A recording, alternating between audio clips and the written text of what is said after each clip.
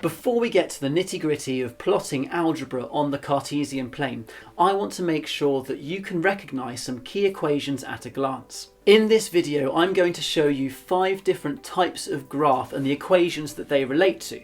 Hopefully, by the end, you'll be able to match a type of equation to the line that it produces on the Cartesian plane. Keep pausing the video and making notes as you go. They'll help you with the practice section later. Type number 1, the straight line. So the thing that makes a big difference to algebraic graphs is the power that x is raised to. This might be a good time to review indices if you're not sure what I'm talking about. The simplest form we can have then is just x, or x to the power of 1. And if that is the highest power of x, then we call it linear, and it produces a straight line. This is linear. This is linear. This is linear. Linear. You'll notice that, travelling left to right, the line goes up for equations with a positive x value and down for those with a negative x value. Linear. Type number 2, quadratic. Nice and easy progression. We go from where it was x to the power of 1, just x, to where it's x to the power of 2, x squared. And where this is the highest power of x, we call it quadratic. Depending on whether it's positive or negative, it will make either a happy or a sad face. Presumably they're either happy or sad that they're on a quad bike. Positive quadratic, negative quadratic. Positive quadratic, negative quadratic. Quadratic. Type number 3, cubic. Can you follow the pattern? X to the power of 3 is cubic. Now I always think these graphs look like a cricketer diving to the left or right to catch a ball. So please excuse me while I pretend to live out a lifelong dream. Club captain and all-round bowling superstar Mr. Gilbert taking up position in the slips, and as the ball comes in we will take a look at this scenery shot for no apparent reason, and oh my goodness, that's exactly where the ball has gone. Who would have guessed it? But in comes Mr. Gilbert with an astonishing effort, and in the process he has made himself look exactly like a cubic graph. Wow. To the right if it is positive x cubed, to the left if it is negative. Positive things are always right, aren't they? A diving cricketer, a cubic graph. And if it makes it easier for you to remember the name, maybe imagine them diving to catch a cube. Type number 4, exponential. So what happens when x itself is the power? Well, it makes an exponential graph. And it looks like a skate ramp, right?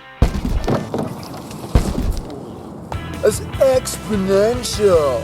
As is the pattern from left to right, negative comes down, positive goes up.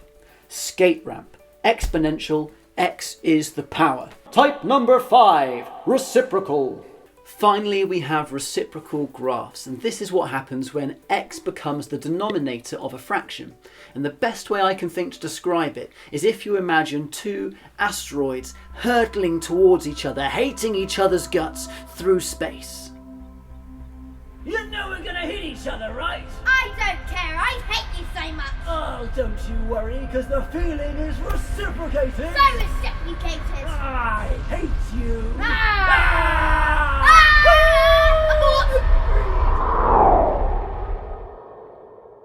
Reciprocal graphs, and when they're positive, one of the lines is in the positive section of the Cartesian plane, and when they're negative, neither are. That is a lot of information. If you need to take some time to go back and watch that through again, please do, there's no shame. And when you're ready, come back here and let's see if you can match some of these graphs to the equations to their names. Pause the video and have a go now. Okay, the answers.